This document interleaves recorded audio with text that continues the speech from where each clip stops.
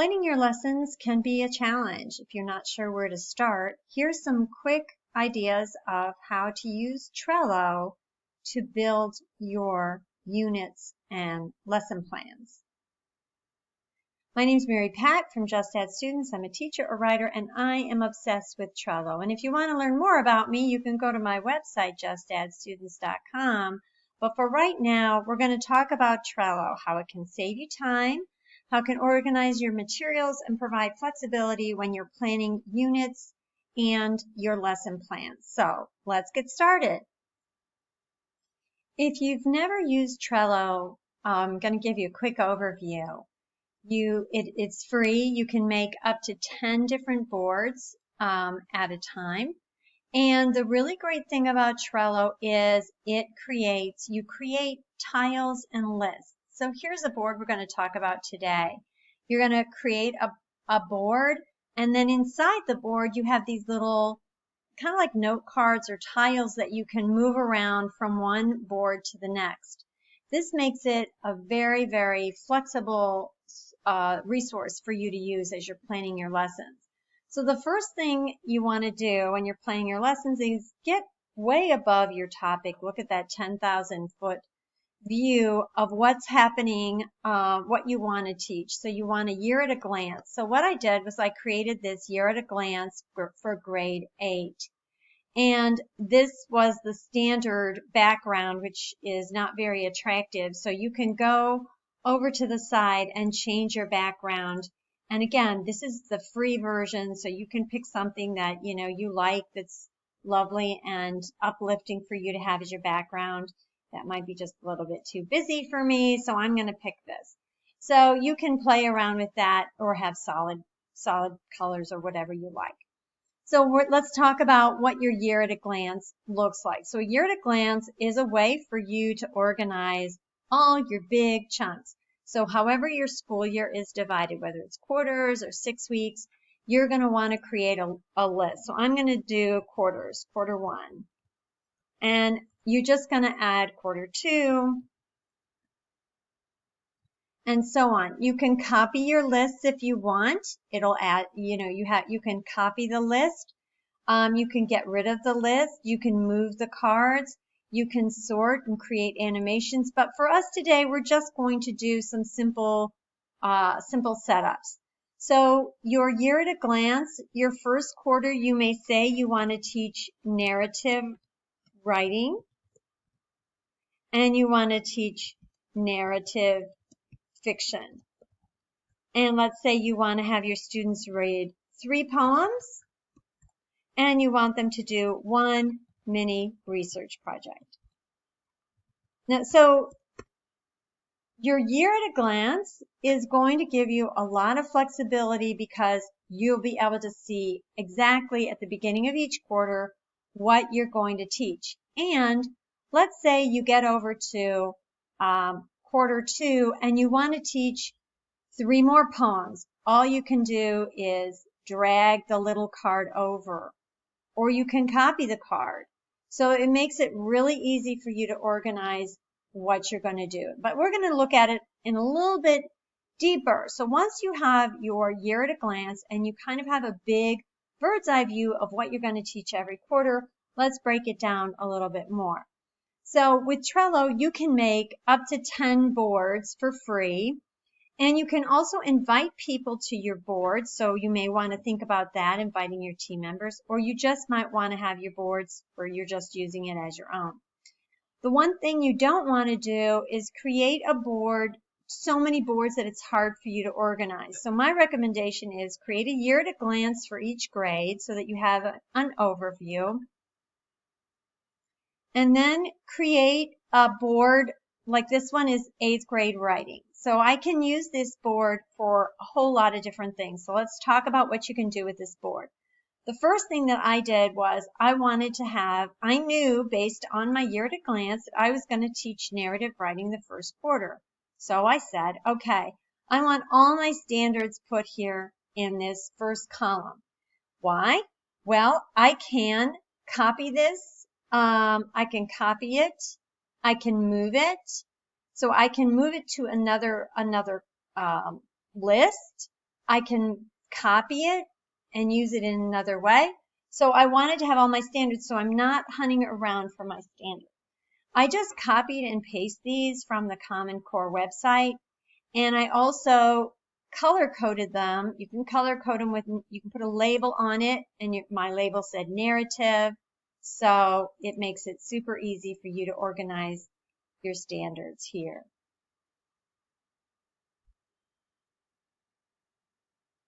So once you've got your standards down, you can create any boards across the top, as many boards across the top as you want. Now, one thing that's really nice to have is an idea board, because you're going to find things like a blog post that you're going to say, oh man, this blog post is so awesome. Look at this. It tells me how to teach narrative writing. I definitely want to have that as something that I go back to. So you're going to have that on your on your Trello board. You can also add pins. So if you want to add a pin, you add that.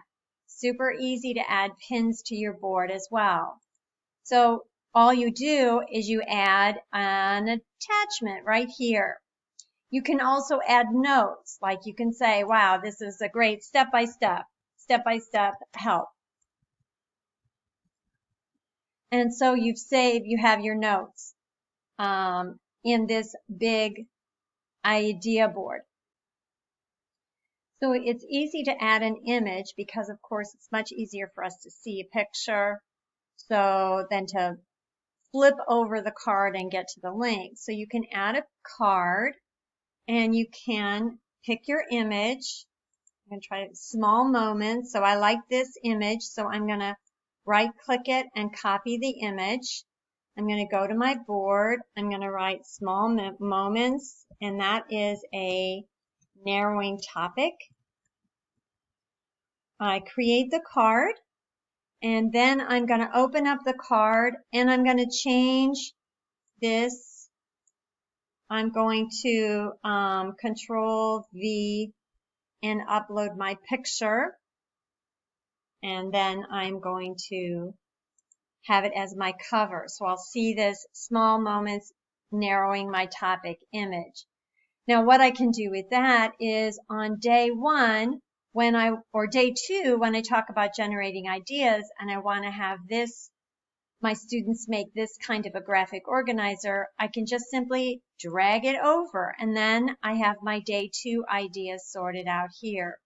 So your idea board is a great place for you to post any links, videos, pins, pictures, blog posts, anything that is going to help you.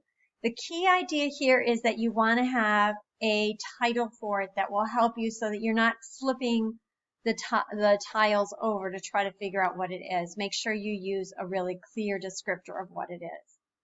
So what I ended up doing for my narrative writing, I said, okay, I'm going to talk about the writing process, and I used my standards to help me understand what I wanted my writing process to be. And then the next thing I'm going to do is add it into days. Now you can put it Monday, Tuesday, Wednesday, but now we've got, okay, so now let's just back up just a second. I've got my ideas, I've got my process, what I want my students to do, and now I'm going to take my process and I'm going to break it down into my day-to-day plans. Now, probably you're not going to be able to use these as your lesson plans. However, what is really nice is that when you go to make your lesson plans, you're going to be able to pull all the things you need. So if you want this particular card to go over to day one, we are going to move it over here to day one.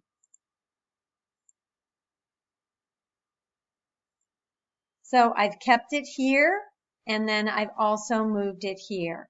But it's not in the spot I want. That's easy enough. I just drag it up and put it at the top so that I know on day one, this is the standard I'm teaching. And then these are the things I'm going to do. I'm going to do what's a narrative. Maybe I want my students to look through picture books. Maybe I want my students to generate an anchor chart.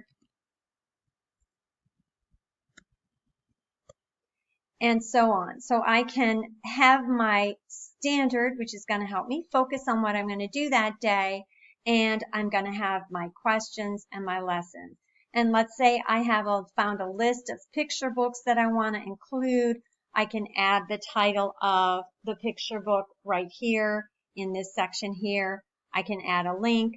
I can make a checklist. So I don't really think adding a checklist to our daily lesson plans is really going to be that effective because it's on the back side of the card. And for me, it's sort of like, I want to just see what's on the front because I want to save time. I don't want to be flipping all these cards over. I want to really see what I'm doing. So as you can see, you're kind of using the board to generate your ideas and get your writing process going. Okay, so let's say you have finished your narrative writing. What you can do is you can just duplicate these cards, and you can create the next writing project you're going to do. So let's say you're going to do informational text. Well, just go ahead and create another list. Create a whole new list of standards. So if we say informational writing,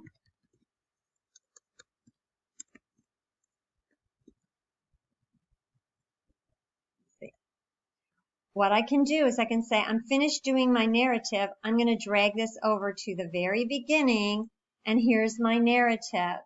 So I can go ahead and put my standards in there. I can go ahead and go to my, whatever my standards are, and add my standards from my, wherever, if it's Common Core or whatever your standards are. I love the idea board, so I want to have another idea board. I'm going to label this idea board for narrative. And then I am going to copy this list, and I'm going to change the name, Idea Board for Informational Text.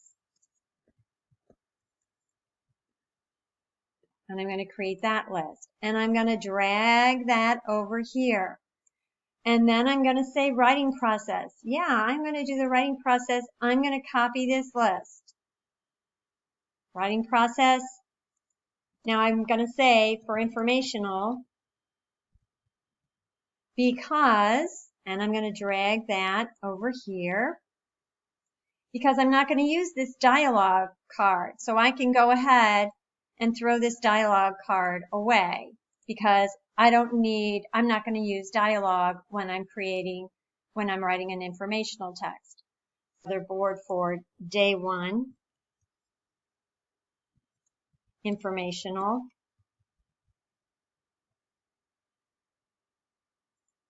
And I can just drag this over here. So can you see your current teaching tasks are up here, but you are going to be building and creating lessons back here that you can revise and use again next year, next quarter, next semester, whenever. And you have all your resources gathered here. So you're going to keep everything together for 8th grade writing. And you can move the boards, you can repeat the boards, you can duplicate the boards. It makes it super, super efficient for you to keep all your information together. One other thing I love about Trello, besides the fact that it's free, is that you can use it on your phone. It has a really great app. So when you are, looking at Pinterest, or you're talking to your coworkers or your team members, or you get an idea in the middle of the day that's, you have something you say, that would be great in my narrative writing unit. You can go ahead and add that to your Trello board right on your phone. It's very, very easy to do. And I love Trello. And as you can see, I have a weekly menu. I even put a weekly menu on my boards so that I can plan ahead what I need from the grocery store, what I need to make, because I can do it on my phone. It's super easy. So you'll probably find once you use Trello that it will be something that you can use multiple times for multiple different applications. So some tips for using Trello. First thing, and I think this is super important when you're, no matter how you plan your lessons, is to start with your year-long plan. Once you've got your year-long plan in place, you can have an idea of how you want to build your units out from there. So starting with your year-long plan is a great place to start. Also, keep it simple. It's kind of easy to get over, to try to say, okay, I'm going to do a board for teaching narrative, a board for teaching informational, a board for teaching reading workshop, a board for teaching book clubs. Try to keep it simple at the start as you're getting used to using it. If you've never used Trello before, you're going to want to just keep it simple in a way that makes sense to you. The other tip is just to use it, keep using it, and play with it a little bit, because as you use it, you'll kind of say, oh, this is how I can do this, that, and the other thing. There are a lot of things you can do, like you can add calendars and checklists, and there are all kinds of things you can use. I try to keep it simple just because that way I know I'll use it and it'll be functional for me. But as you use it, you'll find shortcuts and other ways that you can make it more effective. Always know that you need to adjust as you go. You make sure that if you take the time to set it up, so when you put your standards in, well, that's going to take a little while for you to get all your standards in. Once you've done that work, use it, adjust it, because it'll shorten the time that you have to go back and forth to standards or find things or locate stuff, or where did I see that cool pin? You know what? You've got a Pinterest board for informational texts. Pick the things that you think you'll use and put them in the board, and you'll find that it's going to save you a tremendous amount of time. So what are some of the next steps you should do? Well, start experimenting, try it out, and see what you think. And keep it simple. Again, I think that's just the most important thing when you're starting out with something new. Keep it simple, and so that you're not going to be confused, so that it's going to be a tool that's going to work for you. I hope you've enjoyed learning more about Trello. Keep me posted. Let me know what you think, and please keep me informed of what's going on and how I can help you.